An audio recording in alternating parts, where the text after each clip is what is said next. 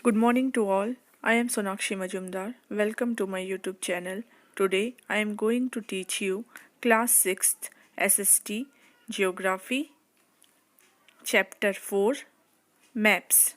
So take out your book and be ready. In the previous chapter, you have learned about the advantages of a globe. However, there are limitations of globe as well. A globe can be beneficial when the earth is studied as a whole, but when it is studied only as a part of the earth, as about our country, states, districts, towns, and villages, it is of little help.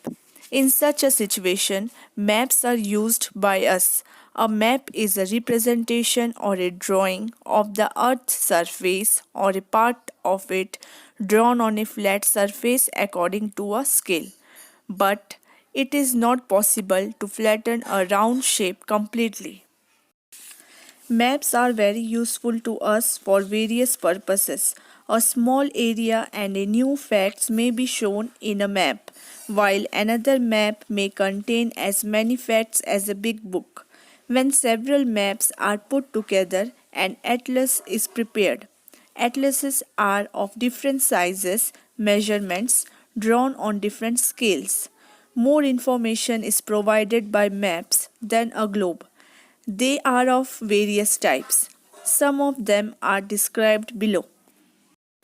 So the first one is physical maps.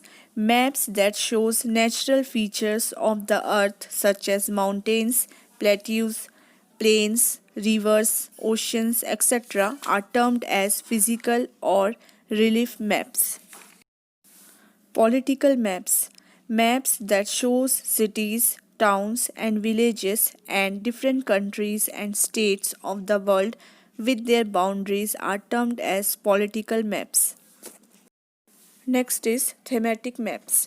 There are some maps that focus on specific informations such as road maps, rainfall maps, showing distribution of forest, industries, etc. Such maps are termed as thematic maps. On the basis of information provided in these maps, suitable titles are given. There are three components of maps: distance, direction, and symbol. Distance. Maps are drawings. It reduces the entire world or a part of it to fit on a sheet of paper. Or it can also be said that maps are drawn to reduced scales. But this reduction is done very carefully so that the distance between the places is real. It can only be possible when a large distance on the ground is represented on paper by a small distance. Therefore, a scale is chosen for this purpose. The ratio between the actual distance on the ground and the distance shown on the map is known as scale. For example, the distance between your school and your home is 10 km.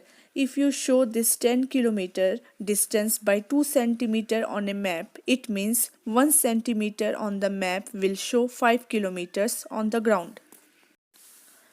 The scale of your drawing will be 1 centimeter is equal to 5 kilometers. Thus, in any map, scale is very important. If the scale is known, the distance between any two places on a map can be calculated easily. When large areas such as continents or countries are to be shown on a paper, then a small scale is used, for instance 5 centimeter. On the map shows 500 km on the ground. It is termed as a small scale map. When a small area such as a village or a town is to be shown on paper, then a large scale is used. For example, 5 cm on the map shows 500 meters on the ground. It is termed as a large scale map. More information is provided by large scale maps than small scale maps. Direction.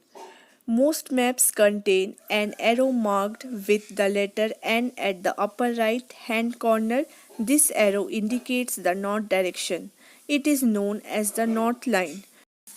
When the north is known to us, we can find out other directions, for example, east, west, and south.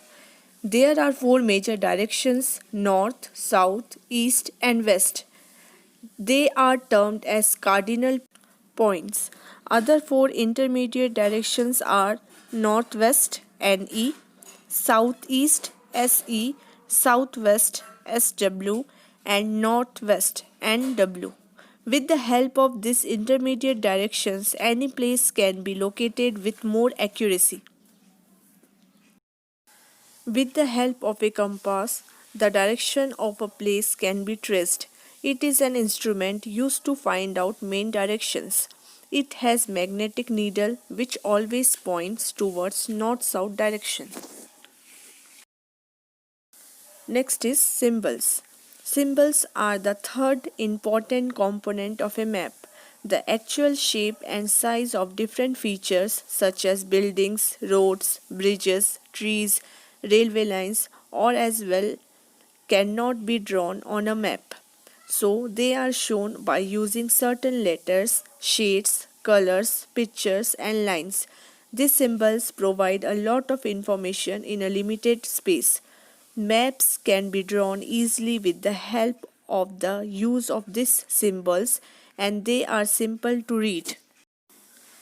Even if one doesn't know the language of an area and therefore cannot ask someone for directions, he can collect information from maps with the help of these symbols. Maps have a universal language that can be understood by all. There is an international agreement regarding the use of these symbols. These are known as conventional symbols. Some of the conventional symbols are presented in your screen. A number of colors are used for the same purpose. For instance, generally blue color is used for showing water bodies, brown color is used for showing mountains, yellow for plateau, and green is used for plains. Next is sketch, a drawing that is mainly based on memory and spot observation and not to scale is known as a sketch. Sometimes a rough drawing is required of an area to tell where a particular place is located with respect to other places. Suppose Shruti wants to go to her friend's house but she doesn't know the way. Shruti's friend may make a rough drawing to show the way to her house. Such a rough drawing is drawn without scale and is known as a sketch map. Next is plan. A drawing of a small area on a large scale is known as a plan. A lot of information is provided by a large scale map, but there are certain things which we may sometimes want to know. For example, the length and breadth of a room, which can't be shown in a map. At that time, we can refer drawings drawn to scale known as a plan. Okay, students, that's all for today. This chapter is completed. I will send you the PDF and you can write the question answer. Write in good handwriting in your geography notebook. It will be your homework. Okay. Thank you.